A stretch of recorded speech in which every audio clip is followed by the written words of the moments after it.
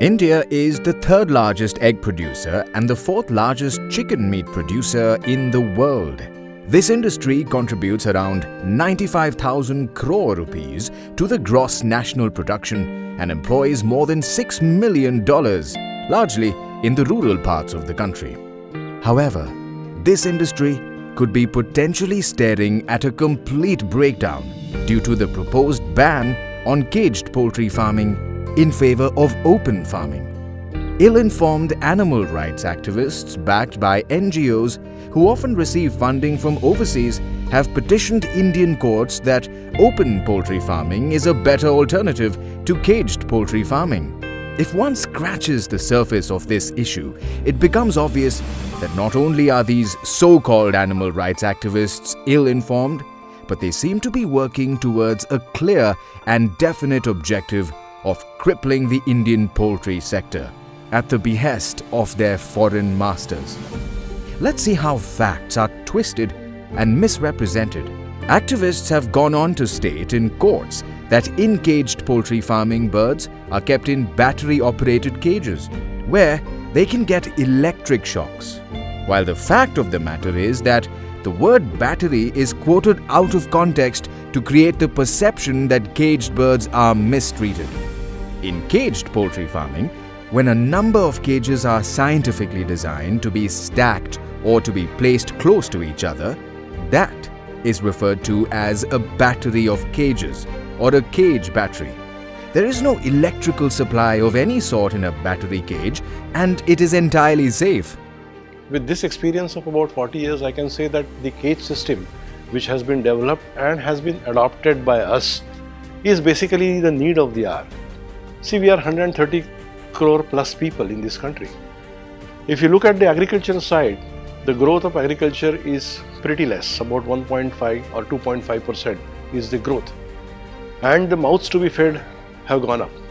So we have no other means, than to depend on the animal origin protein sources to suffice our protein hunger. And for that, we have to grow the productivity of animal origin products, and in that, the eggs and the meat are the best and the cheapest that are available in our country. So it was necessary to grow the birds in good numbers, in huge numbers, and for that, the shift from deep litter system to the cage system was followed. If you look at the basic principles of welfare, the 5 freedoms that have been described, if you look at the cages, none of them is violated. Basically, one must understand that as long as the birds, animals or human beings, whosoever he or she may be, if they are comfortable, the performance will be good. The fact that the productivity of the birds is extremely well. Now the birds are laying about 330 plus eggs. Broilers are producing very nicely with 2.6 kg plus body weight within a span of about 6 weeks. This productivity itself is an indirect indication that the systems in which the birds are maintained are good and the birds are comfortable. As a matter of fact, the aviary system of open farming is where birds are in danger of coming in contact with electrical currents. In the aviary system, multiple perches are created in a room where birds are reared. As in all kinds of open farming, red mites are a major pest which infest in the aviary system as well. In order to control the number of red mites, aviary perches are electrified. These are the same perches on which birds sit. I would like to quote the research work conducted in different countries of the world comparing the cage system of rearing versus the alternative system of rearing. They compared the cage versus free range system, the floor system and the aviary system. They found that the cage system of rearing, the disease incidence is less, the eggs are more cleaner, and the salmonella incidence is also less. The ammonia production is less in the cage system, and even the injuries to the bird like pecking, bone fractures, all these things are less in the cage system of rearing, and it is easy to manage in the cage system of rearing. That is why lot of research work has been conducted. I am just mentioning few of them. So finally they concluded that the cage system of rearing is more economical, it is more better from the welfare point of view, better from the disease control point of view, and overall management, and from the biosecurity point of view, and the most important, the cost of egg production. Furthermore, the menace of red mites only multiplies in aviary system, since birds move around at close quarters. A single bird can have as many as hundreds of thousands of red mites on its body. Scientific evidence shows that red mites can drain up to 5% of a bird's blood, and this leads to fatigue in the birds and an increase in mortality rates. In a number of cases, it has also been observed that a bird that has been bitten by red mites is attacked and pecked by other birds, leading to cannibalism within the aviary. These factors make open farming a breeding ground for diseases in birds and even causes a drop in egg quality.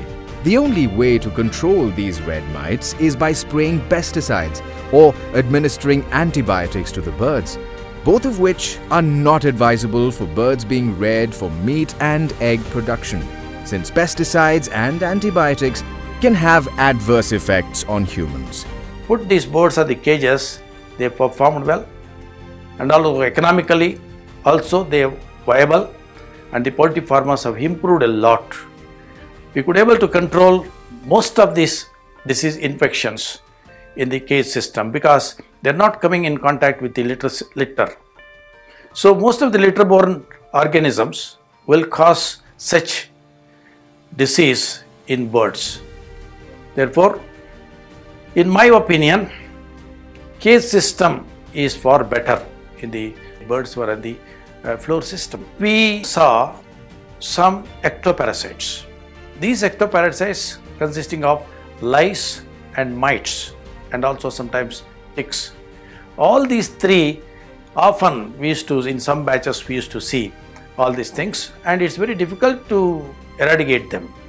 And although we say that the bird will take bath and this, that, everything, but it was not correct. It was not possible because the organisms will grow faster than the birds, and there will be more number of organisms used to be there on the birds of the body of the birds.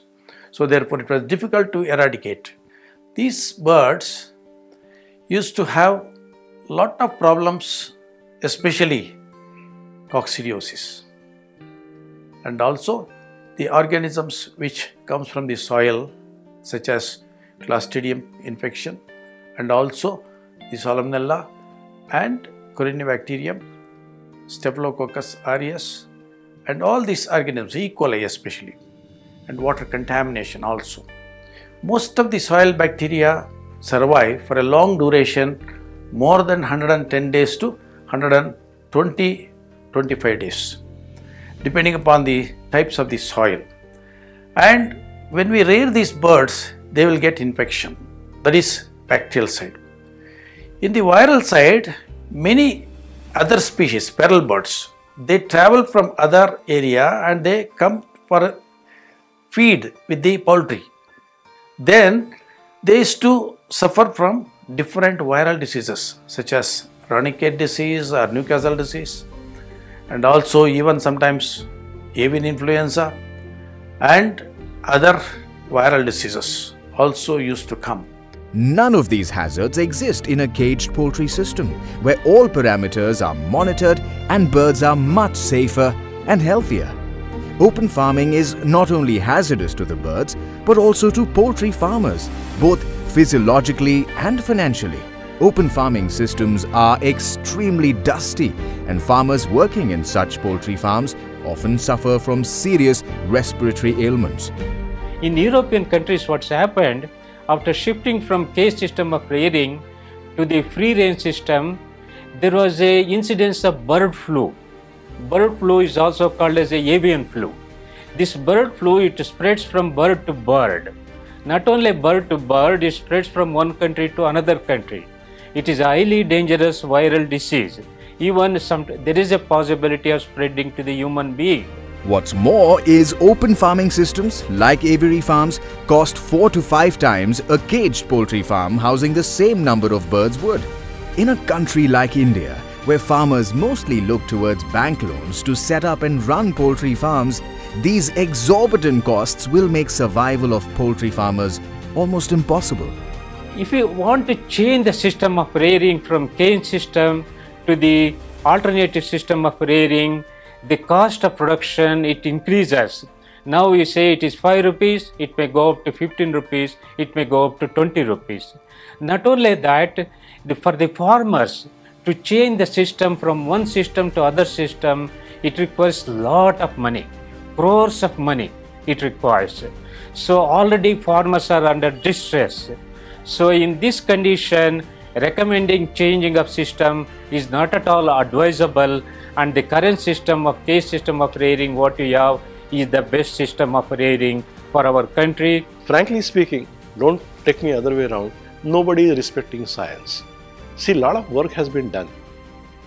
420 square centimeters, 450 square centimeters, से लेके 750 square centimeters तक people have worked out, and people have comfortably reached to a conclusion with respect to corticosteroid levels, the stress levels, productivity, etc., that 450 square centimeters per bird is enough space for the bird to live comfortably without compromising any welfare issue and getting profitable productivity from the birds.